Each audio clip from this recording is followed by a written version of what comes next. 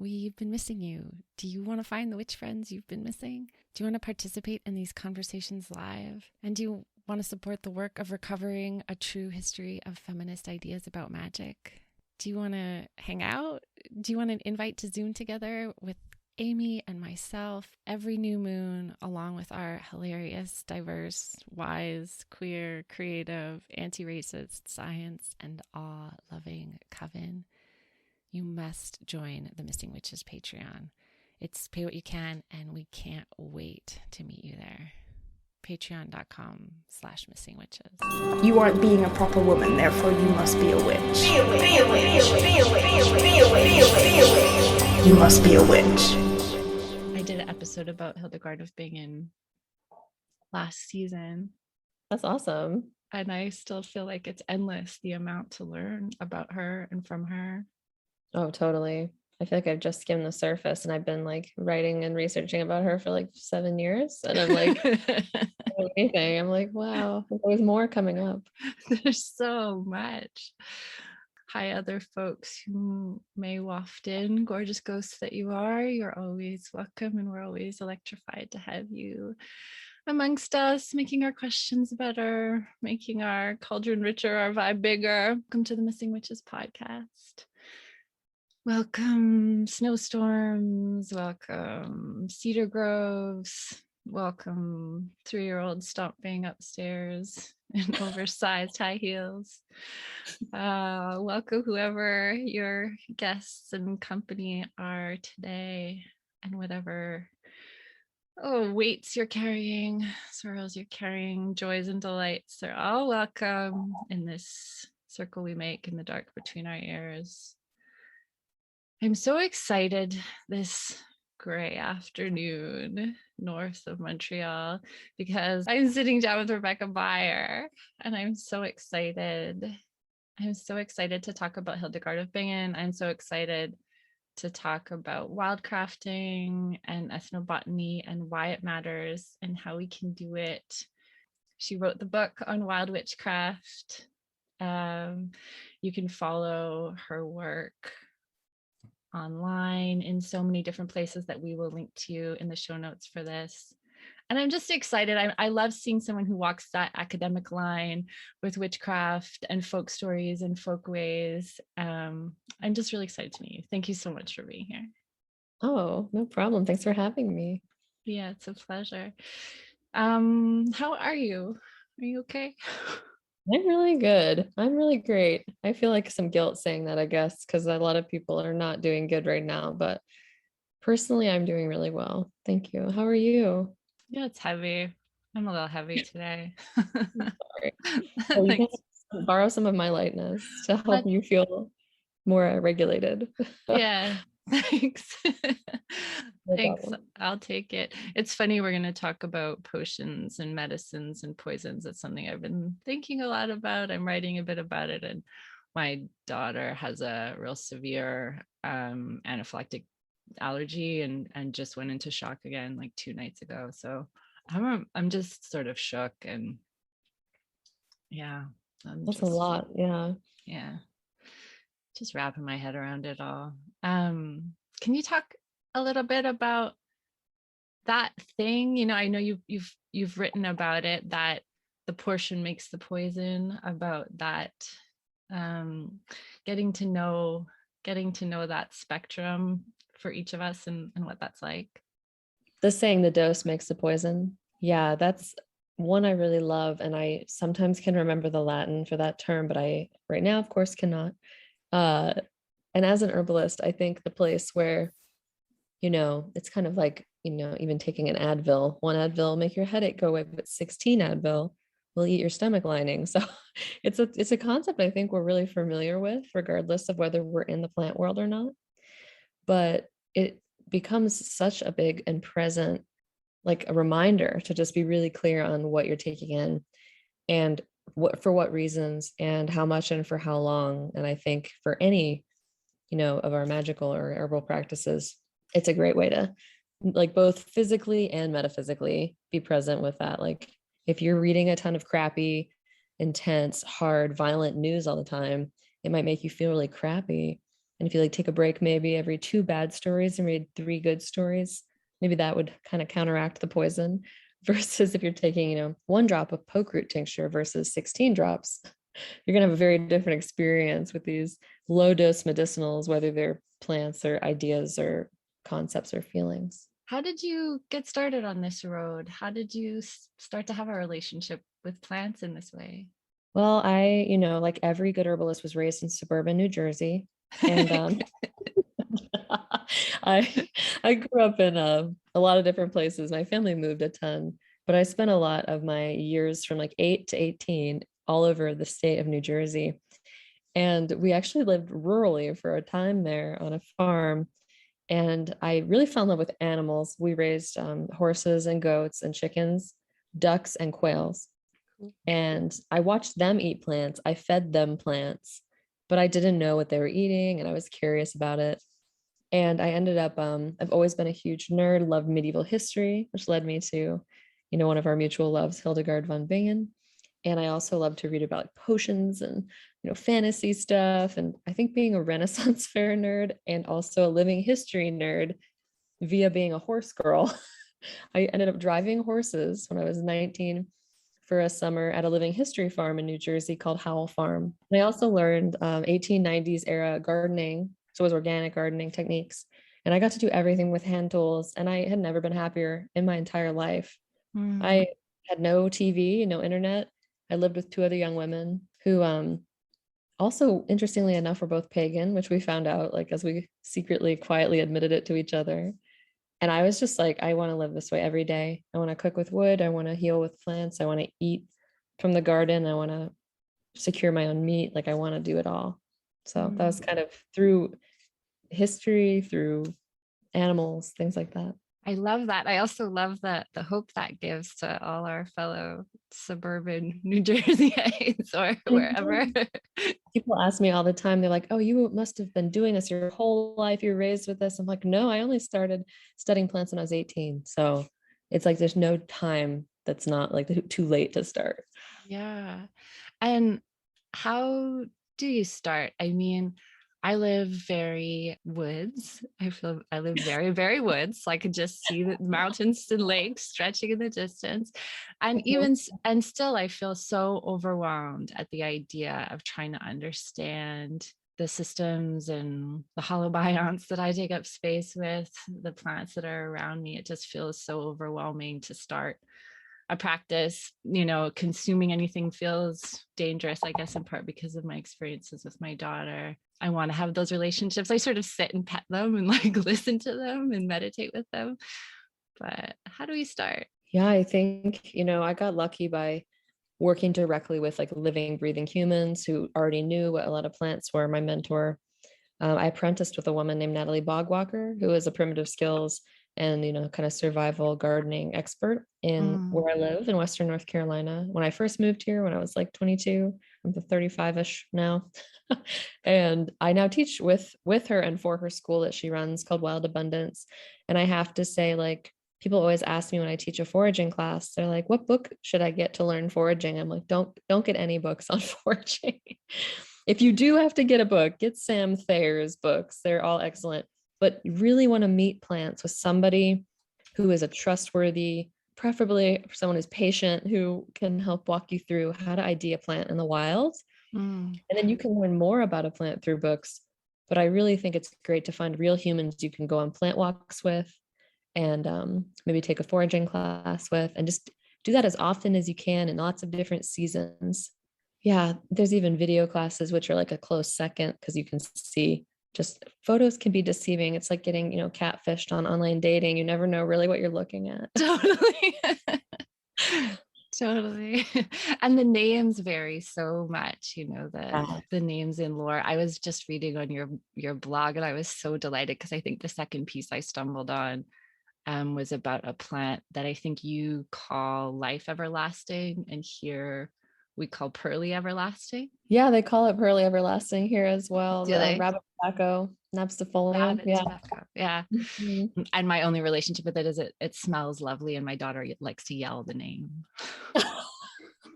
I love that so much. So we run through the woods hollering pearly everlasting. That is As- the cutest thing ever. I'm like so delighted by that. it's a good Yeah, spell. It's one of our wood spells. We just yell it. it's a great tea, for coughs and flus and colds. And it's a really important plant in the African hoodoo tradition in the South, especially its name, tells you kind of what it's used for. Basically everything, life everlasting, overall tea, used in a lot of hoodoo ritual and folk magic, and is also now used in Appalachian folk magic. But yeah, you're so right. I think remembering too, the way our brains work is not a computer. You're never going to know every plant. You're never going to know every detail. Your grandmother, your grandfather, your grand siblings, your relations didn't do it like that. So you don't have to know everything, and you can still be a really knowledgeable person. You don't have to know any Latin names. You can still be really knowledgeable. It's a very westernized way to look at things. I'm really susceptible to that since I have a degree in plant science. I'm always to remind myself, like, there's many ways to know something, and it's like a very I think like a colonized mindset to say you have to only know the plants, all of them or nothing, all of their scientific facts. Like, you can know 10 plants super deeply and be a wonderful healer and be able to feed yourself in a beautiful way, to help add to your diet and things like that. That's such a lovely idea, that you could just add a couple and it would still sort of radically expand the number of species that you interact with. One interesting thing I read when I was writing my thesis on like the relationship between plants and people in Appalachia, I read that this has just blew my mind. And indigenous folks in my area where I live in Western North Carolina ate between 1,200 and 1,700 plant, animal, and fungi, and everything in between species of beings. And the average American eats 32 plant foods in their life, like that variety. Wild. Isn't that amazingly shocking? Yes. We've lost so much biodiversity in our diets because, if you have European ancestry, you have been not foraging for more than 1,000 years. And it's like, and of course, there are people that know how to forage, but as a community culture, most people do not know anymore. And we've lost so much nutrient and medicine access. It's extremely upsetting to think about. Yeah, it's heartbreaking to think about. And I can definitely add that to the pile of things that I have anxiety about. I should learn everything so I can, somehow we can contribute to knowing everything about all of these missing powers in these plants. They're disappearing. Is there a way of flipping that, where our interaction is somehow giving back to that diversity instead of thinking from this extractive mindset, I have to know before it's gone? That's a really beautiful question. I think one thing that keeps coming through for my partner and I on our little 9-acre piece of land that we live on is wild tending. This was not a new idea. Indigenous people in North America have been wild tending since I think they were humans. And by that, I mean working with existing stands of plants to propagate them, protect them, ensure their continued survival, and use them, and also be used by them, when we pass away. So I read Kat Anderson's book, Tending the Wild. I may be saying the title incorrectly because there's some great subtext in there, but she is delightful. And her look at how California Indigenous folks manage with fire their landscape is so inspiring, no matter where you live. I live in a wet, humid rainforest in North Carolina. So the concepts though of just focusing on your region, you don't have to know everything. You can't. So why not focus on your region where you live, or where you spend the most time if you live in multiple places? And why don't you think about the ways in which you can become a steward of pre-existing plant populations? And I think of things like nettle, plants really easy to ID and work with gloves on, right? And mugwort and other plants that are really common or even considered invasive. We can steward them in pots on our yard or in our apartment deck, that we can make relationships by growing these plants and working with them that way, or collecting seed and spreading them if they're wild. or doing activism to prevent logging in places where they grow, and ensuring that First Nations people have access to be able to practice the indigenous way they developed for like 10,000 years. So we don't have to reinvent the wheel, you know. That's kind of some things I'm really leaning into right now. You're really thoughtful and deliberate about making sure that your work is not just perpetuating more of this sort of colonial violence or more of this extractive violence with Indigenous communities, or it seems that way. It seems like that's something that you take really fucking seriously. Do you want to talk about it? Yeah, it's kind of scary because it's such a complicated and deeply important thing to talk about. And I feel like I'm lucky to get to hear from a lot of people in my community and get to hang out with my friends who are like, living Indigenous people and get their feedback and like be in community with them, working on plant projects, ethnobotany projects, especially the Catawba Nation with my comrade Rue DeLesson, who I really love, who just is a bright light in the world, who works with the Catawba youth. And we teach foraging classes down there. We have before the pandemic, but and we've worked on some books together, making booklets about plant use that everyone can have access to in the community and the tribal council. And I'm just thinking about like what are like direct actionable steps we can take? Like my articles I write, my blog posts, I think it's good to just be making language around stuff really like more common, but then also looking like, okay, but what are we going to do with that? Like, I'm not going to go online and yell at someone who looks like me and shame them because maybe they haven't read any of this material yet. I want to like call them in and say, hey, come on, let's go. We're going to do this cool thing together. Come on, come here, let's go. Let's be real. Sometimes you do have to yell at certain people. Like, honestly, I've found like, I think the best thing we can do as like witches and plant people and like stewards of land is like be patient with people who you see are trying but like not quite getting it, because I make mistakes all the time and like I need somebody to call me in, so I want to do that for my community. Yeah, I do know what you mean. Can you talk about that sort of complexity around identifying as a witch, having a relationship with nature, with spirit, and finding a path to that that's not appropriative? I mean, you just answered it, but can you talk about it more specifically from the witch perspective? Yeah, it's one of my honestly like most passionate areas. I love to talk about it. So, Okay, good. I think for me, like what I kind of advocate is not only like a bioregional diet, like how much food can we can we find and work within our bioregion or the place that we live biographically? Also, how can we make our magic that way?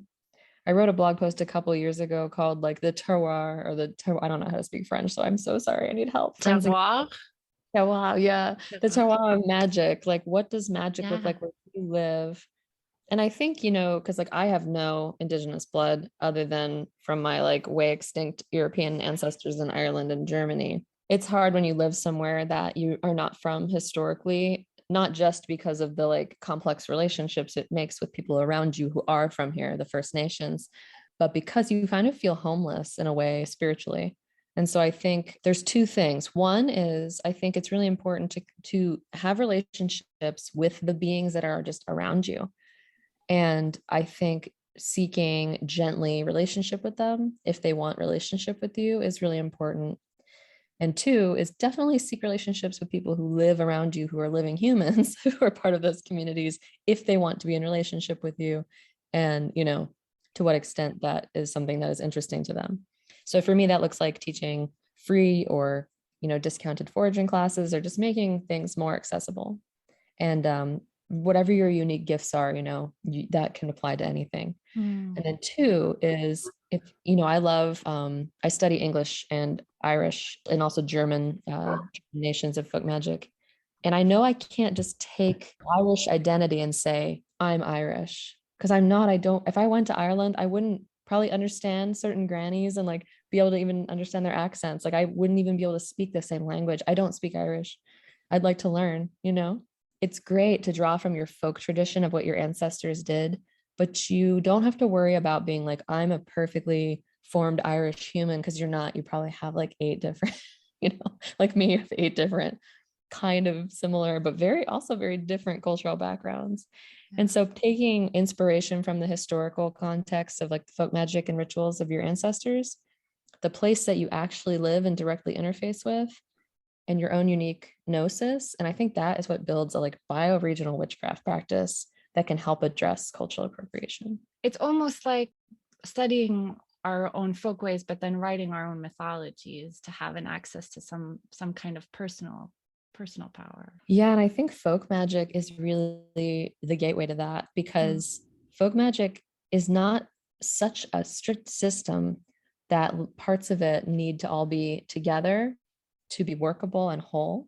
That's why I love Appalachian folk medicine, because it's indigenous, it's African, and it's European combined, and not by choice. So it's also forged in like fire, you know, but it exists and it's powerful, and it like its existence tells its story.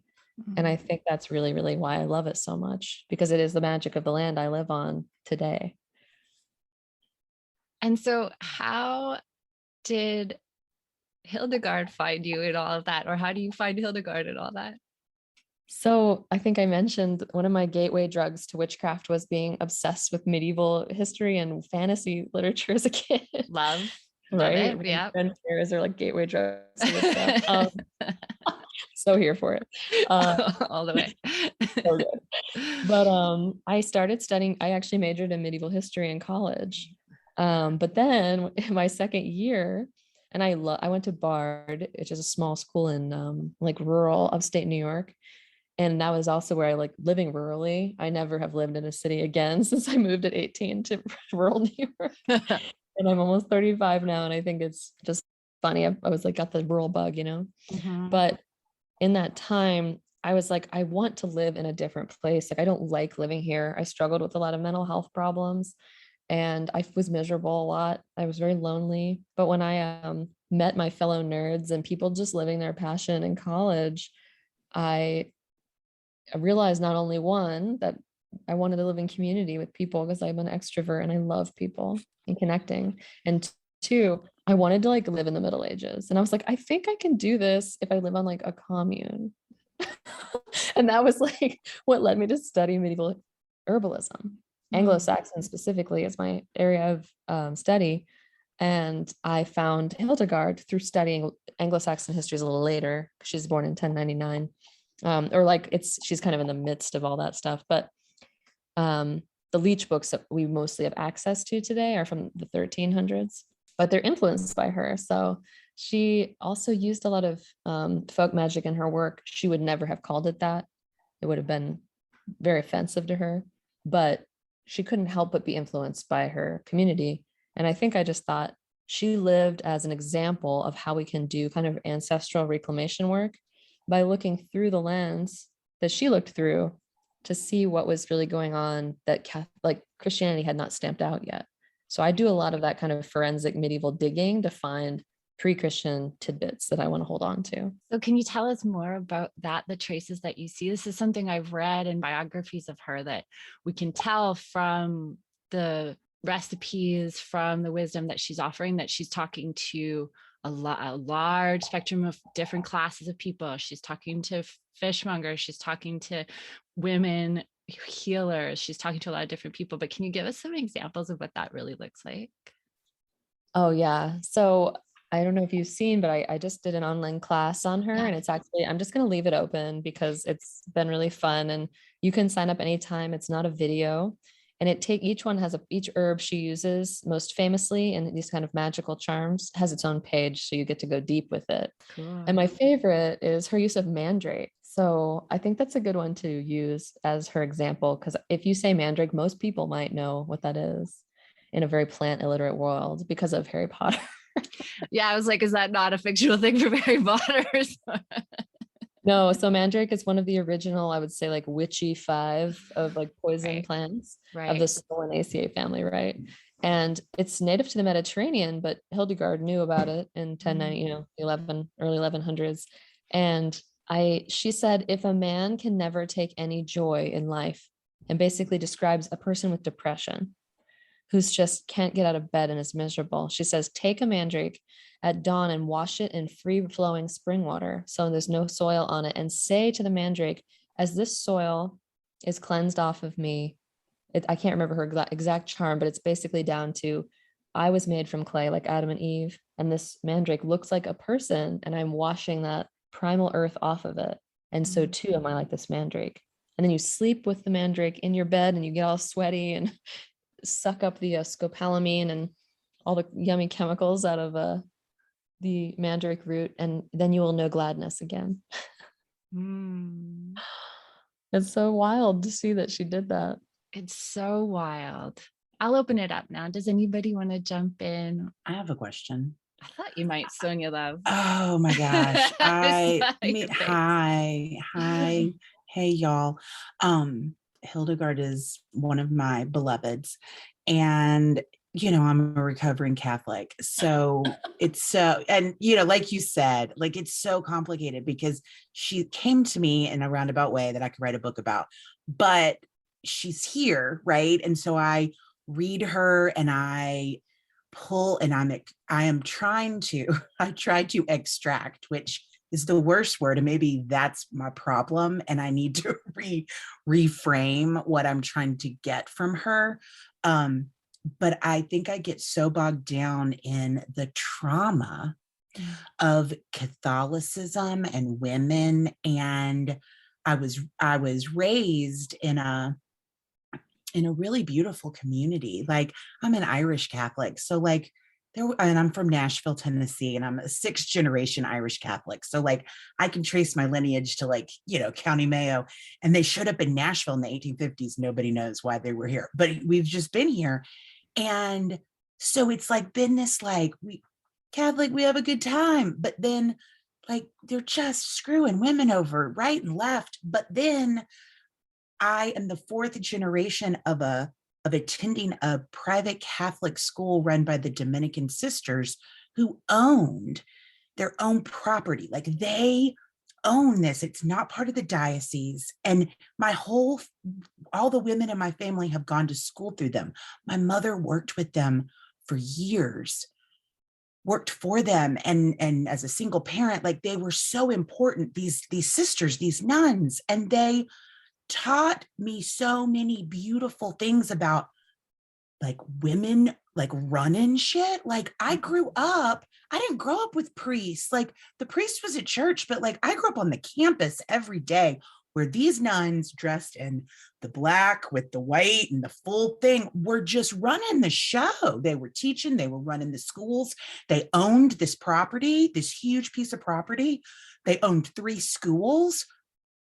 And then I began working with them as an adult, and they have such possibility, but they just are so wrapped up in the patriarchal religious structure of the Catholic Church, because even though they own it and run it, and they could like be better, they're not ever gonna do that as a system, as a community, because they are constantly like, the threads are constantly interwoven with the Catholic Church and the expectations, and that has been so hard for me as an adult to separate. And when I read Hildegard, I know that I want to extract the magic, that what you said about how you dissect and you get the information, or you connect to her in that level where she was still alive. She was alive in a time where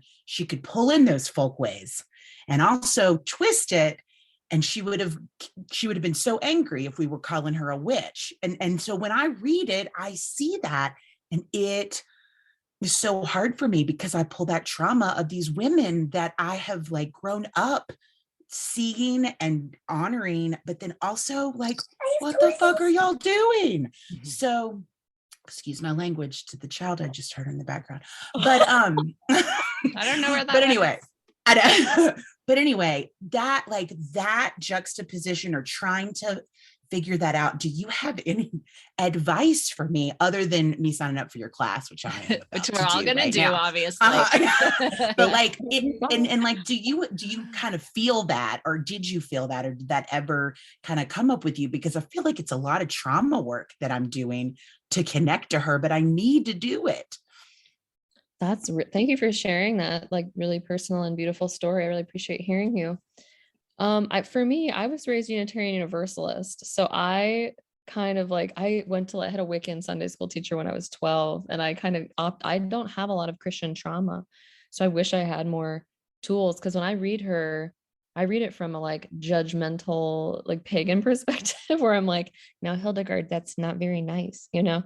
But what I'm trying to do is really look at, like, rather than extracting, inspiring. Like if you look at her, because she was inspired by divine light, like she received no training in medicine, and they did a study on her cures and said like how many of them actually would help. And I believe it was like 60% of the herbal uses are correct. That she didn't necessarily have someone like telling, she probably heard and interacted with a lot of other people, but she never studied it formally. And I do think that whatever we believe, you know, she was definitely inspired by something. Look at her music. I think it's evident as well. And I think if we remove, like, there's no way we can remove our own trauma, of course. But if we change the intention for which we're ingesting the information, maybe that could be helpful and feel more comfortable. To say, like, I don't, you know, I have this shared identity with her as a person who experienced Catholicism. She didn't consent to that either. You know, she was put in the church when she was 8. It wasn't like she was like, hey guys, you know what I want? To be locked in a nunnery. Thank you. So I think about her more as like a person subjected to her time that also somehow was so deeply entrenched and connected, she couldn't help but spew forth this, like, what we now would call magic, but also respecting her as an individual who's different than us and not trying to rewrite her history and being mindful of that.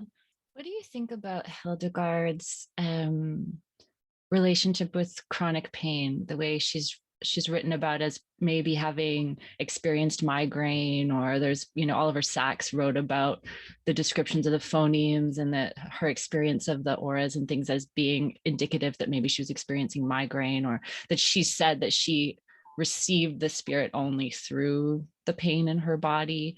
Do you think about that at all, about that relationship with how much chronic illness, how much chronic pain we have in our world now, and somehow finding a way to spirit through that? Is she somehow a guide for us in that? Wow, I love that question. Yeah, there's a lot of her, some of her direct writings. She talks about experiencing these blinding white light headaches and severe migraine pain. I think starting around when she was 8, and she was too scared to speak about what she was seeing because she probably feared it was something devilish, frightening happening to her. And then her visions and things were eventually recorded by one of her compatriots who was a male monk, and were eventually confirmed as true by the Pope. And I was just like, what? As a woman too, you know, she was very powerful, kind of like what Sonia was saying, just about these women who were like being boss AF, like very exciting. But I do think I'm also a person who lives with chronic illness and a really rare, bizarre autoimmune disease that's terrible. But I have a wonderful, beautiful life, and I'm grateful for being able to experience all of it. And I think she's definitely one of our like low-key patron saints of us who live with chronic pain and illness, because I don't know, she's extreme. She didn't really limit herself. And in fact, her, you know, her challenge became her power.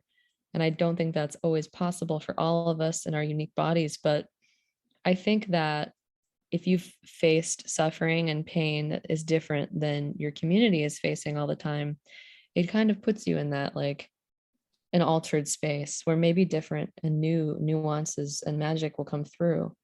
You know, if you think about who are the wise people of the past and like the cunning people, they were often like people with physical abnormalities or deformities, who were very old or very young, who lived on the extremes of health and sickness and beauty and ugliness and all these like really interesting and complex extremities. So I don't know. I like to think that if you suffer chronic pain, you might experience the world in such a way that perhaps you have a unique gift to share that you wouldn't otherwise. And in no way does that mean like, yay, chronic pain, we're all mystical and cool. That's not what I mean at all. But more like, can we find the unique gifts in the hand we've been dealt? And I think, you know, for me, it helps me a lot with my mindfulness to deal with my discomfort. So yeah, I don't know. What do you think? I agree with you.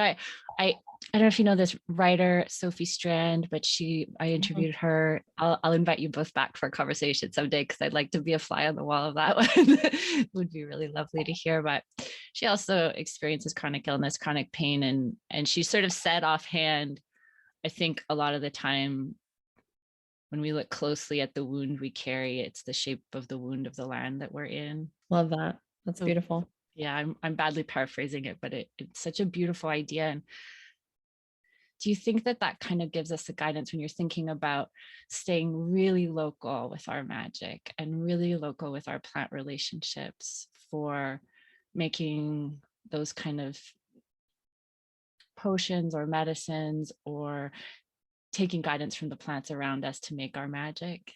Yeah, I love that. I think that fits right into that, correct me, terroir. I can't speak French, help. The last one, terroir. Yeah. Terroir. I think it really speaks. I shouldn't write articles about words I can't pronounce, but this is a lesson I learned today. You got it eventually, Buck. Thank you for saying that. I think it's really part of that. I think that plants, like people and like animals, like sometimes the cat will poop on the floor and not in the litter box, not because they hate you and want to hurt you, but because they're tricksters, right? And one of my first plant interactions where I felt really called to ingest a plant randomly with no information about it for the first time, it was datura, which is deadly in certain doses. And I think about that plant kind of like the cat pooping on the floor, looking you in the eye, like, what are you going to do? Because like there's a trickster spirit, to a lot of different things. And I think the medicine of the land is like beyond human in its sense of humor. So sometimes it feels very cruel or unfair or harmful. But I think it's like a natural disaster, like the fires, they have a purpose. And like the cat was domesticated and is in the house, and that's why they pooped on the floor. So I've probably used that story to the end of its life. But I think it's really important to like look at the ways that the plant world calls for us to interact with them and just never assume it's like from this human perspective. I think I learned that the hard way with my like burgeoning baby witch interactions with the green world.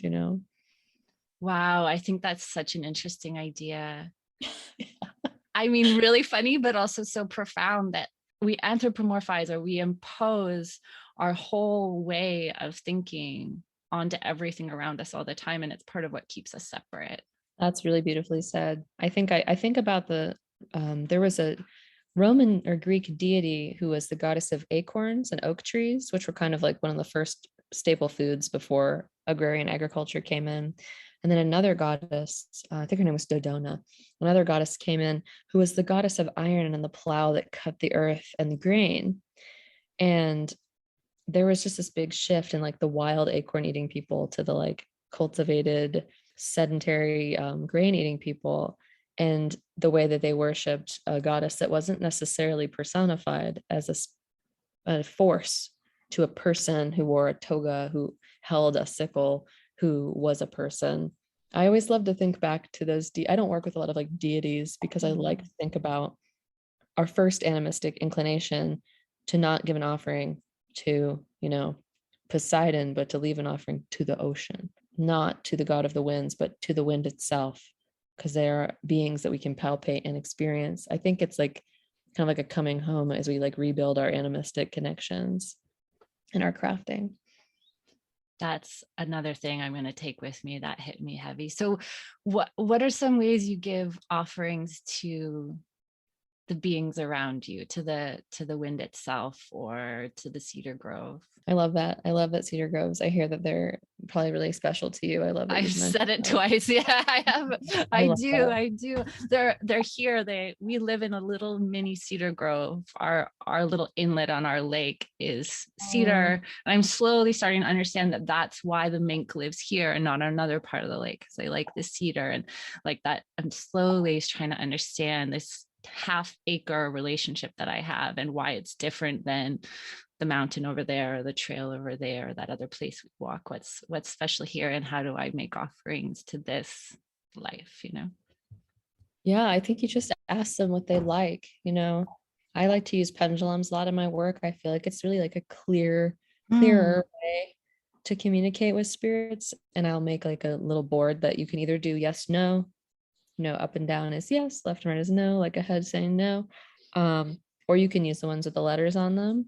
And I've been using pendulums since I think I was 14. My mom actually bought me one and I was so excited. It was a chandelier crystal and a piece of like twine that you use to measure in construction. And I was like, this is itself a magical device. Like I thought the crystal itself was magic, and I loved it so much. I still have that chandelier crystal. Wow.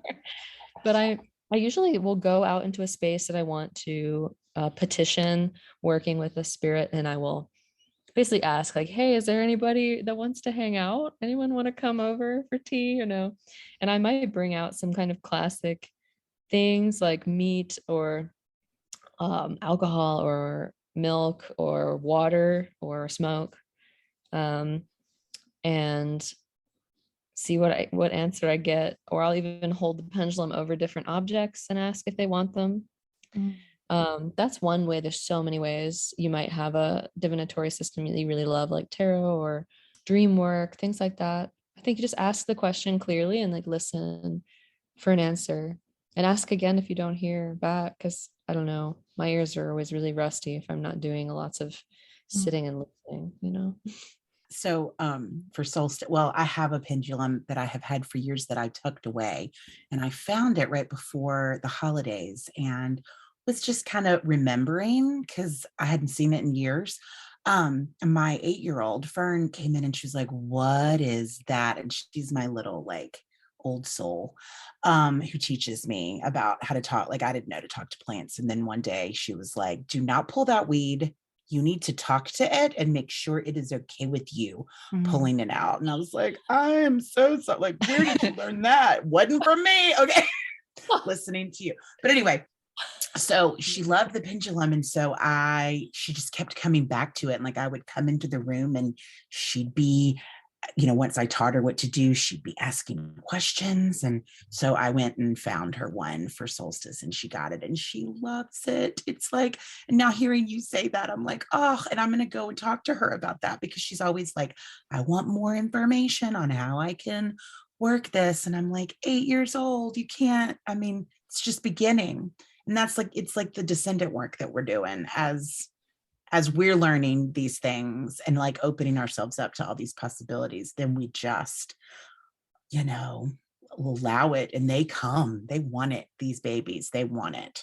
Thank you so much for sharing that. I'm a jeweler, so I'm always interested in what kind of stones and metals people like to use. So as everyone's talking about different pendulums, for the one that you have, did you make it yourself? Well, it's the one I have. I've actually had since I was a kid. It's an amethyst one. I think it's one my mom just got from like a new age shop or something. And it has a triangle amethyst that's faceted that you hold on to, and a silver sterling chain, and then a solid amethyst bottom piece. And I love it. It's so beautiful. I don't have a strong connection to stones anymore, but I actually often use an acorn that I glued to a string. That's one of my favorites. And or I'll use necklaces that I'm wearing. Like these are sheep's head fish teeth. And I'll hang whatever necklace I'm wearing and use it as a weight. So I think I love the copper ones though. We do a lot of dowsing in the mountains, and a lot of people use copper dowsing sticks. So I've always loved to use copper for pendulums as well. If I was to make one, I would probably use copper. What about you, Sonia? Well, I have the one that I found here because I keep it on my desk, and it's just the chakras. And it's so funny. You know how you forget who you are? Like you have so many iterations of yourself. And like in my 20s, I had this, and then I, had a life, and now I'm 44 and forgot that I even had it. But I'm just now like, oh, it had chakras on it. I thought I didn't even know what a chakra was until about 5 years ago. So here we are, like our lives. And so, but Fern loved these, and I kind of taught her how to, like, when you balance it, to like run your hand over all of them to secure it before you start working it. And so she loved that. And she loved like the tech, that feel. So when I found her one, I just went to my local Botanica and I looked around, and they had tons of them. And the one that I got had an amethyst. Rebecca, will you tell us a little bit about your beautiful book? Oh, sure. Thank you. It's kind of, I only recently I sat down and my very good friend John was like, Becky, you wrote a book. I was like, oh, you're right. I did. I totally wrote a book. After months of working on this project and like the pandemic and stuff, I was like, had forgotten that I like wrote a book, and it's like very exciting and I'm so stoked about it. It's called Wild Witchcraft, and it's really about how to start. You were saying you feel like overwhelmed. I tried to write something concise, simple, and fun, and also serious about how to get into a relationship with plants, growing them or foraging or both. And if you didn't want to do either, a nice, compendium of plant lore based in history that also has rituals and recipes that go with the wheel of the year. So you can really sink into like plants and the seasons and the kind of seasonal plant practices that will bring you into a direct relationship with the green world instead of just like an armchair relationship. Can you give an example of a recipe? And did you keep it really local to Appalachia and the plants and stuff there, or can we all dig in from our strange locations? Yeah, I wrote it with zone maps and stuff in it. So if you, unless you live in like a very desert climate, it might not be super fun. You'll probably be able to relate to like at least 25% of the plants. And a lot of them are common weeds that grow all over the US now and throughout North America into Canada. So, and down into South America. I have so many recipes in it. Some I have basic ones like how to make a salve and then, customize it in any ways, like evergreen salve for chest rub or for pain. One of my favorite recipes is for violet syrup, the blue violet. They're actually purple. I don't know why they're called blue violet. The common blue violet or the dog violet, to steep their flowers in boiled water for overnight. And then strain them in the morning and mix them with 2 cups of sugar per 1 cup of liquid on the stovetop without boiling until you make a simple syrup, and then squeeze a half a lemon. First, I would say pour it into a clear jar so you can see what's happening. Pour your syrup in after you've strained all the flowers out and put a half a lemon in there and watch it go from indigo blue to a pink purple, and like a magical potion performance that children and adults, I think, equally love. And every year I'm like so tickled when I get to squeeze that lemon in there. Oh, that sounds delightful. I'm going to do that for sure. We have the wild violets popping up. We did it with something similar with our lilacs. I made my first like lilac syrup this year. I'm obsessed with lilac. We make a lilac posset every year where we soak them in cream and then make like a custard dessert. It is absolutely bonkers. It's not okay. Are you somebody who thinks about putting intention or magic into everything you cook? Is that always a part of are you just sort of kitchen witching all the time?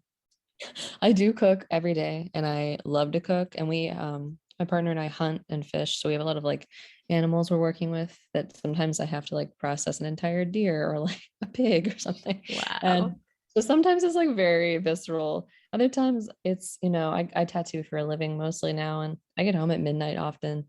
And I'm like, it's an half-hour drive. We live so early. And I'll just like slap an egg into a pan and then eat it with a little ceremony. I think our ancestors probably were the same way. Right. Yeah. So to me, it feels very natural. But if I'm going to make like a nice dinner, I often light a candle and do it in a space of intention, but definitely not always. No. And if you're going to go all the way, like for Samhain, I saw you've done some really beautiful ritual celebrations. If you're going to go all the way to make a meal that is a potion, what's your material practice like around that, or your spiritual practice like around that? I love that. I love making, actually tonight I'm going to meet with my partner, and I are going to have dinner with our 3 close buddies who I've been practicing with, some of them for the past 12 years or 16 in the case of my best friend. But we like go all out for ritual meals. We put flowers on the table, we decorate with all kinds of things, make an ancestor altar, probably make some deer that my partner hunted this year, or some of another animal or a squirrel or something. And it just feels really nice to do that. And we have a lot of foraged food that we put up, and we'll usually tell a great way to do this with any food that however you acquire it is to tell a story of the food as you present it before you eat it. Like whenever we go to, a lot of our friends are forager, hunter, foodie people, and we'll be like, this mead was made on June 21st, 2018, when I was having a fight with my boyfriend and we went to this mountaintop and this flower is in it. And, or they'll say, I hunted this, this deer is from West Virginia and it was a doe and she was this big and she looked like this and this is her hunt story. So I think telling the story of the food you eat is like a really beautiful way to cast like the ultimate Sabbath circle. And we always make a spirit plate and things like that too, which I love that practice. I think it's really special. It's interesting you mentioned the telling the story, because that was something I really connected to when you were talking about in some of your writing about the why of folkways or ethnobotany is like, it's not just to try, or that maybe we have access to more knowledge about what the plants can do if we can learn the stories before the stories disappear, that the stories are sort of integrally part of what the plant is. Yeah, I think I've always loved, I can't really say I'm like a forager or an herbalist or a ethnobotanist because I love all three of those things about plants. But there is like being a plant folklorist, like that is where I like just love to sit, because I do love knowing, how did a plant get here? Why do we even know about it? Who first used it that we know of? How did it get where it is now? Like, I want to know all those things. Because like when I teach plantain, do you know the plant plantain, Plantago major? So that plant is not from here. There is a native species, but it was brought here by settlers. It was called Englishman's foot. And it's a very like, a story we tell like a lot of European lore about. But in the 1700s in South Carolina, there was an enslaved man named Caesar who created a cure for snake bite with the root of plantain and was actually freed from slavery and given 100 pounds in gold for his discovery and teaching other people how to use it. Wow. So it's also a plant that has a Black story. No one ever tells that story. So I think it's important to learn ethnobotany because you have to tell like all the aspects of a plant's story to like really claim a deep relationship with it, and realize that maybe more of us are invited to those relationships than they feel at like first glance. Thank you for that. That's a really, really grounding piece of knowledge that you're dropping. Oh yeah, there's actually on my blog I found a picture of the original Gazette from South Carolina that mentions his story. There's a photo of it if you look up plantain on my blog, bloodandspicebush.com. And I was like shocked to see. I was so happy somebody made a facsimile of that. Wow.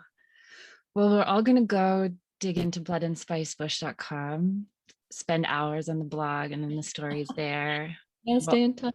Yeah, we're all going to do our Hildegard class and pre-order Wild Witchcraft. Thank you so much for everything you shared.